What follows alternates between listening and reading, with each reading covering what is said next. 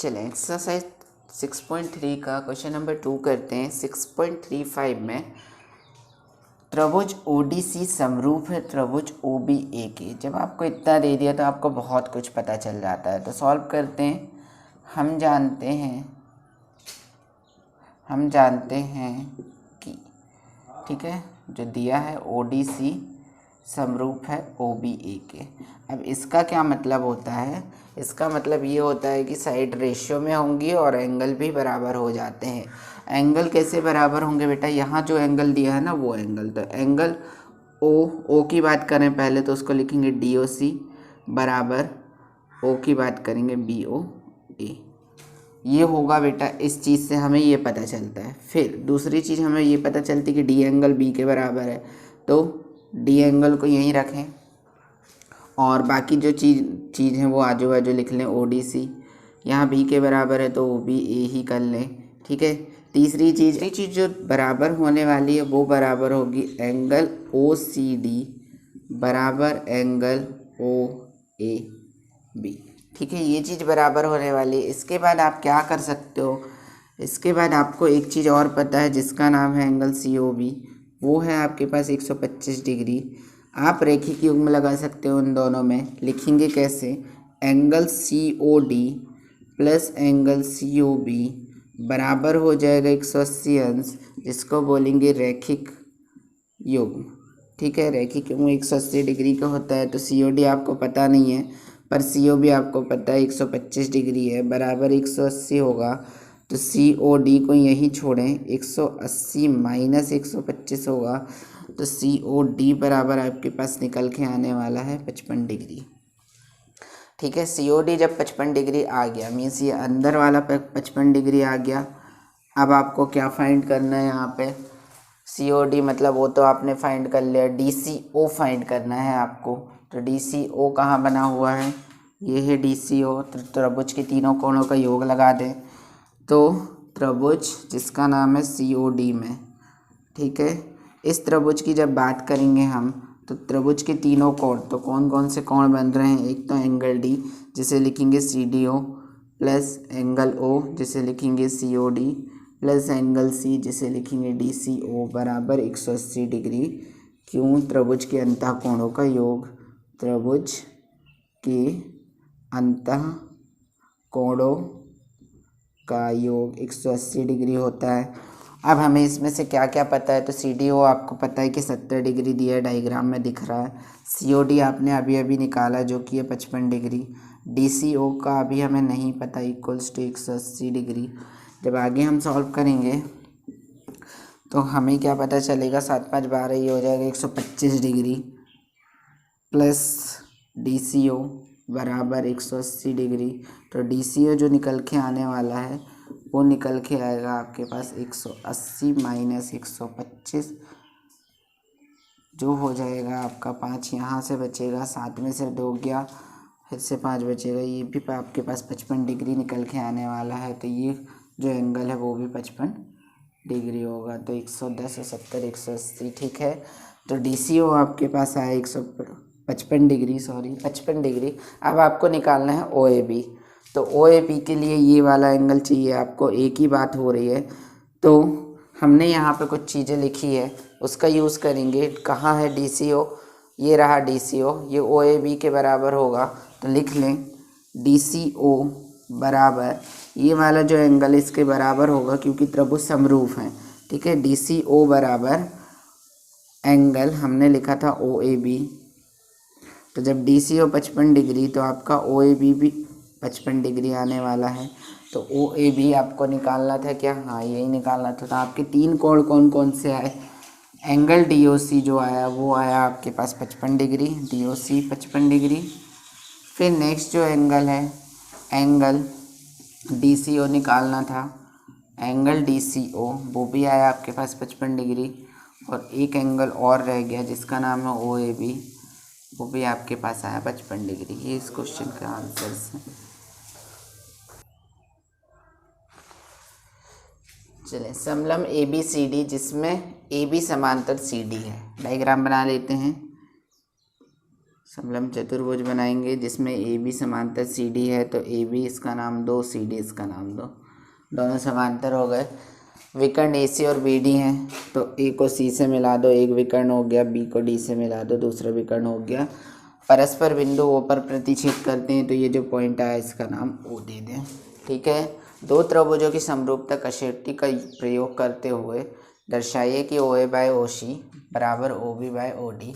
ठीक है, तो दिया क्या क्या है, हमें दिया है ए बी सी डी एक समलम चतुर्भुज है, ए बी सी डी एक समलम चतुर्भुज है, जहाँ हमें क्या पता है कि जो ए बी है वो समांतर है सी डी के। इतनी चीज़ें हमें पता है। ठीक है, हमें क्या निकालना है, सिद्ध करना है। क्या सिद्ध करना है कि ओ ए बाय ओ सी बराबर O B by O D. तो बस दो ट्रायंगल उठाएंगे, एक ऊपर वाला एक नीचे वाला समांतर लाइन का। पहला नंबर का ट्रायंगल ये, दूसरा नंबर का ट्रायंगल ये। नाम क्या क्या है, ट्रायंगल ओ ए बी और ट्रायंगल ओ सी डी में। ठीक है, चेक करते हैं कौन कौन बराबर है। तो सिंपल सी बात है, समांतर लाइन है, जेड बन रहा है और जहाँ भी जेड बनता है एकांतर कोण बनते हैं। बेटा कुछ इस प्रकार से जेड बन रहा है, तो एकांतर कोण होगा जिसका नाम है, पहले ए का लिए हैं तो ओ ए बी लिखो, एंगल ओ ए बी बराबर एंगल ओ सी डी, ये बराबर होंगे। दूसरी चीज़, ये वाला भी एकांतर कोण बनेगा क्योंकि जेड फॉर्म हो रहा है, उधर से ऐसा चलोगे। ठीक है, और लाइन समांतर है तो एकांतर कोण बनते ही हैं। तो एंगल नीचे वाले का पहले लेना है, तो ओ बी ए बराबर एंगल ओ डी सी, ये एक एंगल, ये दूसरा एंगल। तो एंगल एंगल उपप्रमेय हमने पढ़ा था, एंगल एंगल उपप्रमेय से या एंगल एंगल उपप्रमेय की कसौटी से क्या हो रहा है, दोनों ट्रायंगल समरूप हो गए। अब लिखने का तरीका क्या होता है बेटा, देखो जो एंगल जिसके बराबर है, यहाँ पे ए सी के बराबर है, तो मान लें आपने पहले ओ लिखा फिर यहाँ ए लिख लिया, समरूप का साइन लगाएं, ट्रायंगल लिखें, ओ लिखें, और ए किसके बराबर था, सी के बराबर, तो सी लिखें, और बी डी के बराबर है तो बी इधर लिख लें, बी इधर लिख लें। ये हो गया समरूप, आपने लिख लिया।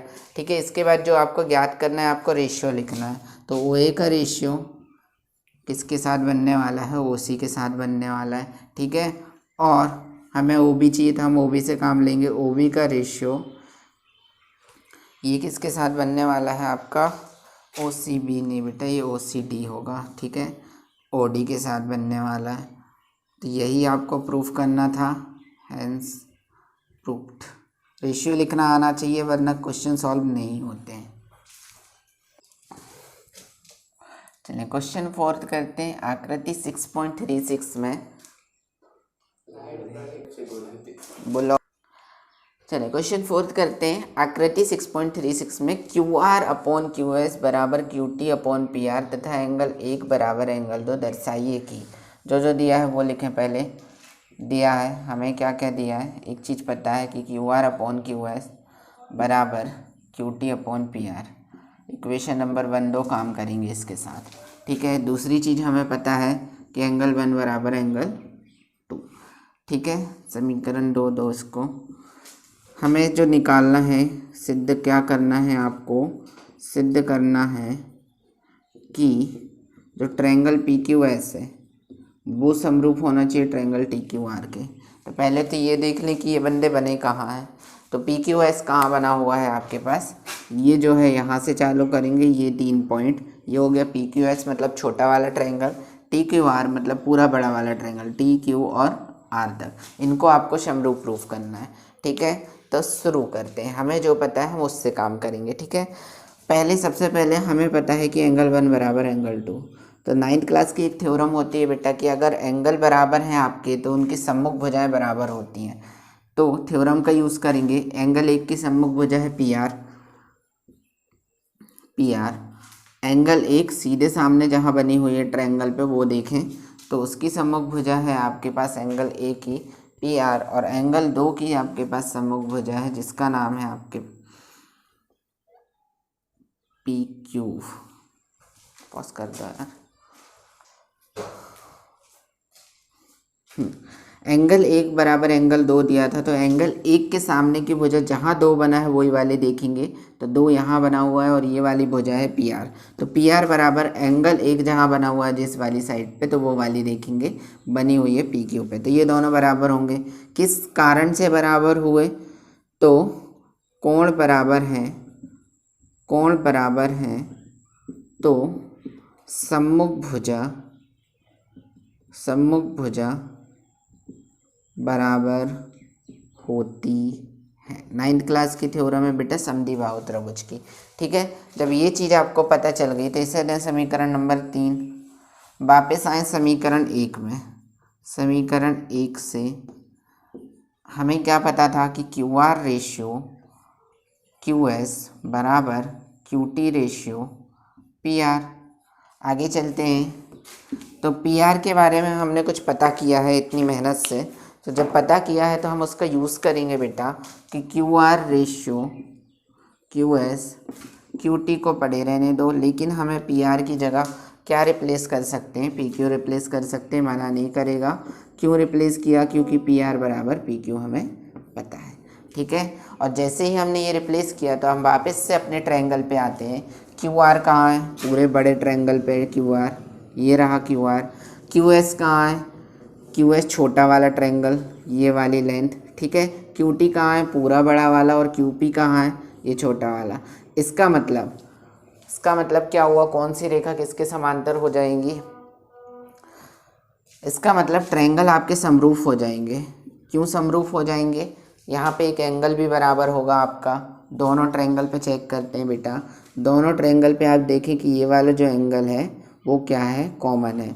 बड़े वाले ट्रायंगल में भी ये एंगल आ रहा है और छोटे वाले ट्रायंगल में भी ये एंगल आ रहा है। तो लिखेंगे कैसे? एंगल 1 बराबर एंगल 1 उभयनिष्ठ है।